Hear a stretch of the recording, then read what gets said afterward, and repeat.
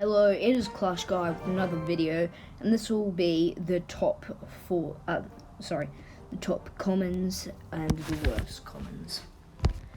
So let's get straight into it. The worst common of all, the Ice Spirit. The Ice Spirit is so goddamn horrible because it's got barely any freeze, barely any damage, barely any area damage. Its hit points don't really matter as well since it kills itself by doing one attack. Anyway, next up we have the Spear Goblins. Spear Goblins can be easily countered and aren't very effective in any cases. Except for, of course, minions, maybe bats, but that's about it. So that's why they're so trash. They have a very bad hit speed, they've got pretty average damage considering they're like a swarm unit, and 110 HP, which isn't very good. Anyway, next up we have the standard goblins for the same reason as the other goblins, spear goblins. But these are higher up because they have a bit more damage, a bit more health, and better hit speed. They're also very effective against a giant, as you quickly saw. Next up is the archers though. The archers are only slightly better spear goblins for one more elixir, but still they're a lot more effective in creating a push because they're a lot slower and they won't just charge in front. Next up though is the mortar. The mortar isn't a very good card because it can just be easily destroyed by pretty much anything and won't get much damage dealt on the tower at all. As you can see, Knight will take it, Bandit, even Spear Goblins, the Ice Spirit won't really do anything though. 220 damage though, 1219 HP. But the hit speed, 5 seconds. What was Supercell thinking? It's even longer than the Sparky. And the Sparky deals, 1100 damage? Anyway, next we have the Skeletons. The Skeletons are pretty useful against things like a Musketeer, as you see now, Mini P.E.K.K.A, Prince, Normal P.E.K.K.A, anything like that. And they are pretty decent, 67 on everything, and hit speed of 1 second. The Giant Snowball is next because it's not very useful, except for against swarm units such as Skeleton Army, Minion Horde, Minions, or anything like that. So they do 160 damage, 48 Crown Tower damage, and the slowdown duration is 2.5 seconds, but I didn't even notice it that much. Anyway, next up we have the Royal Recruits. The Royal Recruits aren't very good in many situations because they can be countered by any area damage unit. They are kind of useful if you want to start a push, but other than that, there's no point. Like this one wizard will take out all 7, I believe it is, of those Royal Recruits. So, yeah, 6 of them. Anyway, next up we have the Minion Horde. So the Minion Horde is a very strong card, but pretty much everyone will have arrows, which is why it isn't high. And if you don't have arrows, an air damage unit, or they'll have poison, fireball, or anything. And the thing that it costs 5, the fact that it costs 5 is just insane. 5 elixir. Anyway, next up we have the standard minions, and these are higher up than the other ones because if they get arrowed, it's 3 for 3. Minion Horde gets arrowed, it's 3 for 5. Of course, it's still the same case, but that's why they're just a little bit higher up. They're the same stats, 190 HP, 84 area damage, hit speed of 1 second. Anyway, next up we have the Rascals. So the Rascals aren't a very strong card in many cases because what are they really going to do at all? They do deal a bit of damage if you just do nothing, but if you have a fireball or a poison, the Rascals are just dead. If your opponent has it. The Rascal Boy's got 15 HP, 110 damage again, and 216 HP. Hit speed 1.1 second. I forgot to check the Rascal Boy. Anyway, we next have the Fire Spirits. Fire Spirits are pretty decent against any swarm unit at all. say minion horde, skeleton army, skeleton barrel, minions, what else is there? Bats, anything like that. But other than that, it's not a very good card. You can use it as well for pushes, but if it's a Mega Knight push, they'll not only attack the Mega Knight. If it's a P.E.K.K.A push, then they probably have ranged units behind. Anyway, though, it does 585 damage and 100 altogether. Anyway, next up is the bats. The bats are very useful against high health units such as Mega Knight, P.E.K.K.A, Valkyrie, Royal Giant, or anything like that. But the fact that they have so little health is why they're not any higher. They're the same stats as the skeletons, except they have 0.2 seconds more hit speed, I think. Anyway, though, next up we have the bomber. So the bomber is rather useful in many situations because it does so much damage, and its hit speed is 1.9 seconds, as you can see. So that's why it's not higher, and it can be countered by any air unit. But 300 damage and the HP of a magic archer for 3 elixir. It's a very good card. Anyway, next up we have the Zap. So the Zap is a very strong card, and it's higher up than the giant snowball, even though they do the same damage, because it can counter other things like Inferno Tower, Inferno Dragon, Sparky, or anything like that.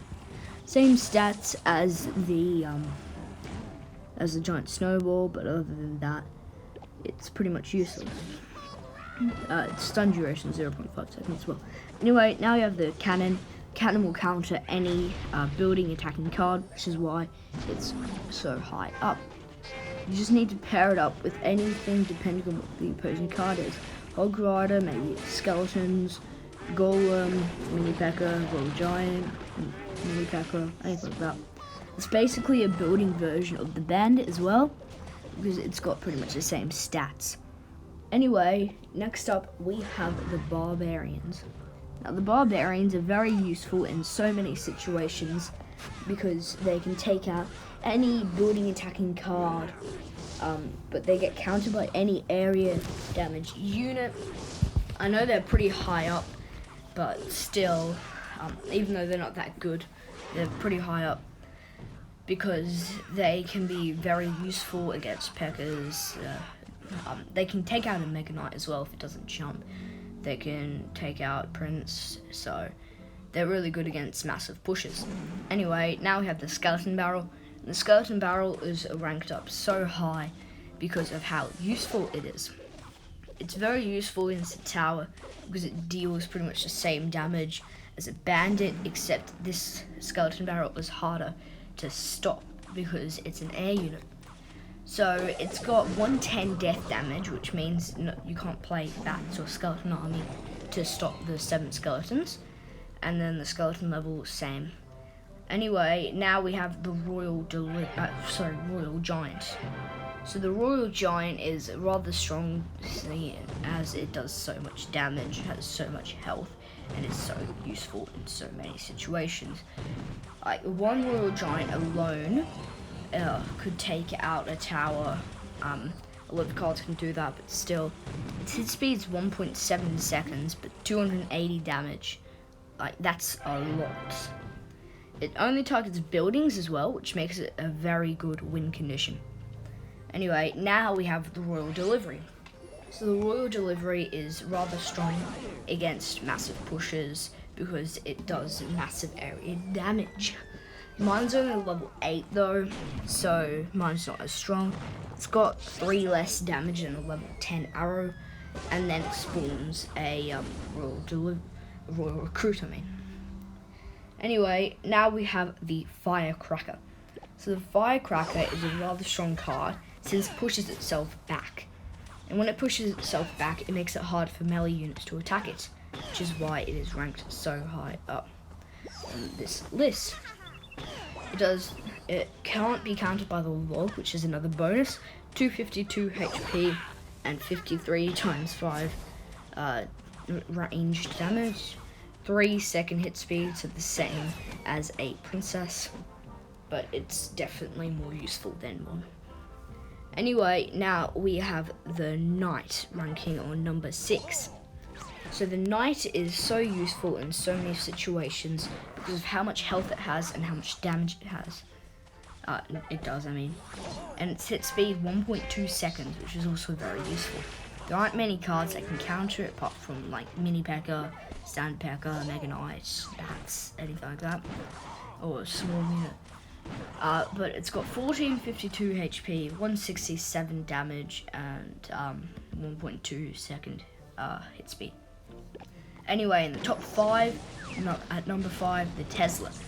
The Tesla's so high up because it's pretty much a cannon where it can counter any incoming building if paired up with the right thing. Of course, Royal Giant will pretty much counter anything because of how much damage it does, and its range as well. So the Tesla's better than the cannon because it also does air damage. Anyway though, next, Goblin Gang at number 4. So the Goblin Gang is better than like standard goblins and standard spear goblins because it acts like what's it called? Skeleton army. It acts like skeleton armies because it takes out all the princes, Mega Knights, kind of Mega Knights, or anything like that really easily. Whereas normal goblins wouldn't really work, normal spear goblins. They've got the same stats of spear goblins and normal goblins though.